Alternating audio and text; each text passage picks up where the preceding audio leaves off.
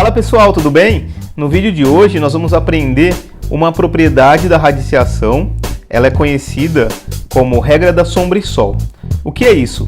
Essa propriedade ela relaciona uma potência com expoente fracionário, transformando isso em uma raiz, né? Ou seja, potência com expoente fracionário com a radiciação, tanto para ida quanto para volta. A gente pode fazer o contrário também, pegar uma raiz e transformar ela em potência com expoente fracionário. Vamos ver alguns exemplos, é bem simples, é bem tranquila essa propriedade e muito útil. Galera, esta é a regra da sombra e sol, uma famosa propriedade de raiz, tá bom? Ela relaciona potência com expoente fracionário com raízes. E antes de começar a falar sobre ela e a resolver os primeiros exemplos, vamos para uma importante consideração. É o seguinte: se o índice da raiz, esse númerozinho que está aqui fora, ele for um número par, quando é ímpar não tem problema, mas se esse número aqui for um número par, a regra só é válida, você só pode fazer isso aqui, se a base lá do radicando for um número positivo, certo? Exemplo, eu não poderia aplicar a regra para esse caso aqui, ó. Raiz quarta de menos 3 elevado a 4, por exemplo. A regra ela não é válida para esse caso, porque aqui fora é um índice par e aqui dentro eu tenho um número negativo. Beleza? Então, feita essa consideração, vamos comentar sobre a regra. Primeiro, que ela tem esse nome, regra da sombra e sol, pelo seguinte motivo. Olha só. O N, observa o N, o númerozinho que está lá no índice. Na hora de transformar isso em potência, esse N ele vai lá embaixo. Bom, imagine que aqui fora a gente tenha um sol, né? É uma alusão que a gente faz para poder entender, para poder memorizar, tá? Não é nada formal isso. Imagine que eu tenho ali um sol. Esse N ele está aqui fora tomando sol. Ele está aqui, né? Direto no sol.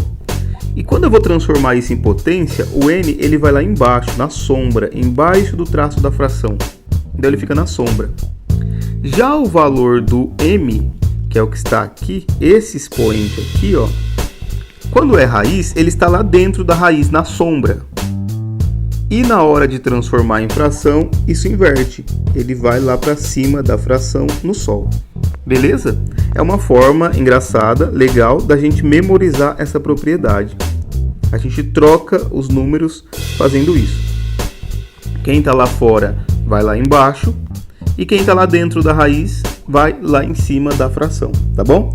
Regra da sombra e sol. Essa propriedade ela é bem fácil, bem tranquila de ser entendida e também de ser usada.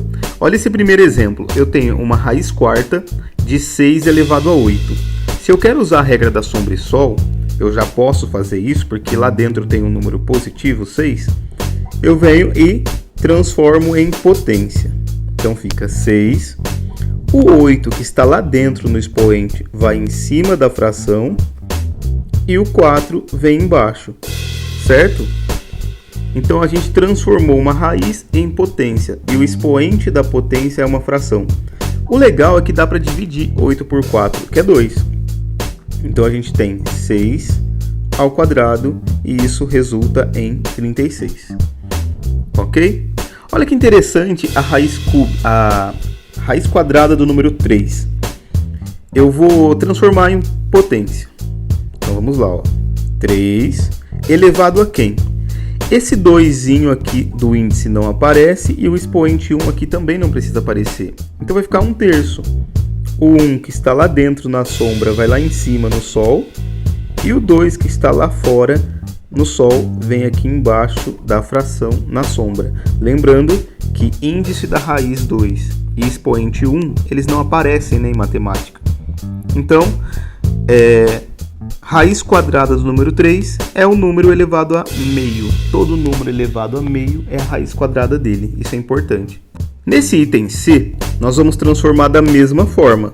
Então eu tenho 2, o 6 que está lá dentro na sombra vem aqui em cima no sol, e o 3 vai lá embaixo, escondido no traço da fração. Então fica 2 elevado a 6 sobre 3.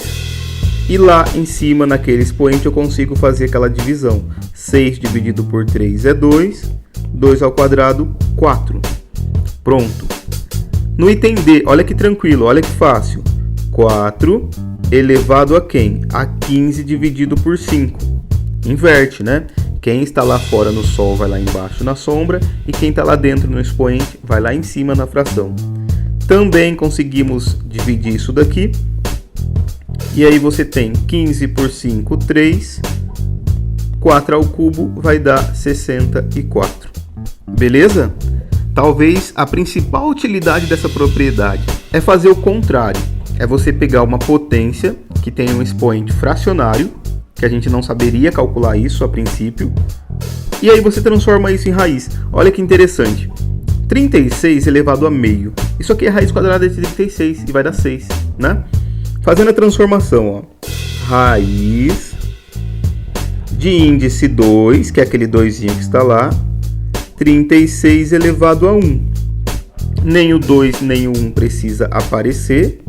Isso aqui é apenas raiz quadrada de 36, que é 6. Olha a troca como foi feito. O 1 foi lá dentro no expoente e o 2 é o índice da raiz. No item F, eu tenho raiz cúbica de 3 elevado a 2. Eu troco. O 2 vai lá dentro na sombra e o 3 da fração, ele vai lá no índice, certo? Se eu quiser resolver a potência lá dentro, não tem problema. 3 ao quadrado, 9. Paramos aqui porque é um número irracional infinito. Paramos aí, nós não sabemos fazer essa conta mentalmente. E agora eu finalizo com vocês fazendo os dois últimos exemplos. No item G, raiz quarta de 2 elevado a 5. Bom, vamos pensar aqui. Raiz quarta de 2 elevado a 5.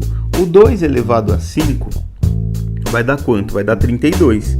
Então isso aqui fica raiz quarta de 32. É uma forma de apresentar essa potência com expoente fracionário. E lá no 125, a mesma coisa. No item H, ficaria raiz cúbica de 125 elevado a 1. Esse 1 não precisa aparecer. Então fica raiz cúbica de 125. Vamos pensar qual o número que multiplicado por ele mesmo 3 vezes vai dar 125. Nós já sabemos que é o número 5. Ok?